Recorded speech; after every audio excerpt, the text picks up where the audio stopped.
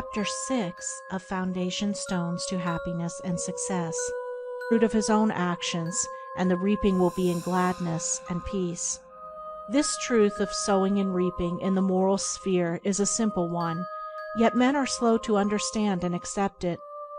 We have been told by a wise one that the children of darkness are wiser in their day than the children of light, and who would expect, in the material world, to reap and eat where he had not sown and planted, or who would expect to reap wheat in the field where he had sown tares, and would fall to weeping and complaining if he did not? Yet this is just what men do in the spiritual field of mind and deed. They do evil and expect to get from it good, and when the bitter harvesting comes in all its ripened fullness, they fall into despair and bemoan the hardness and injustice of their lot, usually attributing it to the evil deeds of others, refusing even to admit the possibility of its cause being hidden in themselves, in their own thoughts and deeds. The children of light, those who are searching for the fundamental principles of right living, with a view to making themselves into wise and happy beings, must train themselves to observe this law of cause and effect in thought, word, and deed, as implicitly and obediently as the gardener obeys the law of sowing and reaping. He does not even question the law, he recognizes and obeys it.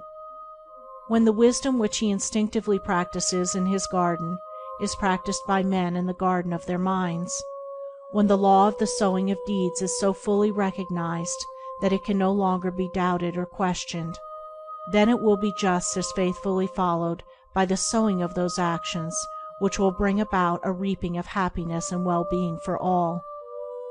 As the children of matter obey the laws of matter, so let the children of spirit obey the laws of spirit, for the law of matter and the law of spirit are one, but they are two aspects of one thing, the outworking of one principle in opposite directions.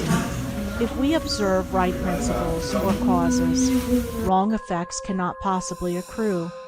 If we pursue sound methods, no shoddy thread can find its way into our web of life, no rotten brick enter into the building of our character to render it insecure.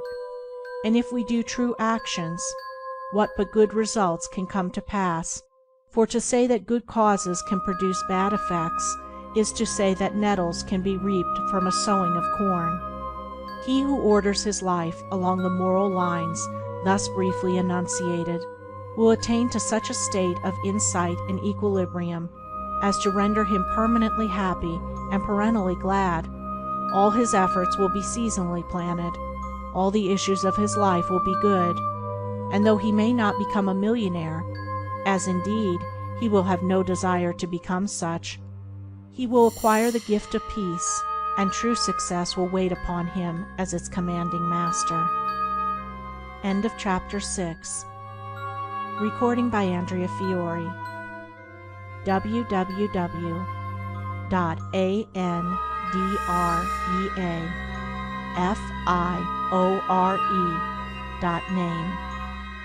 End of Foundation Stones to Happiness and Success by James Allen.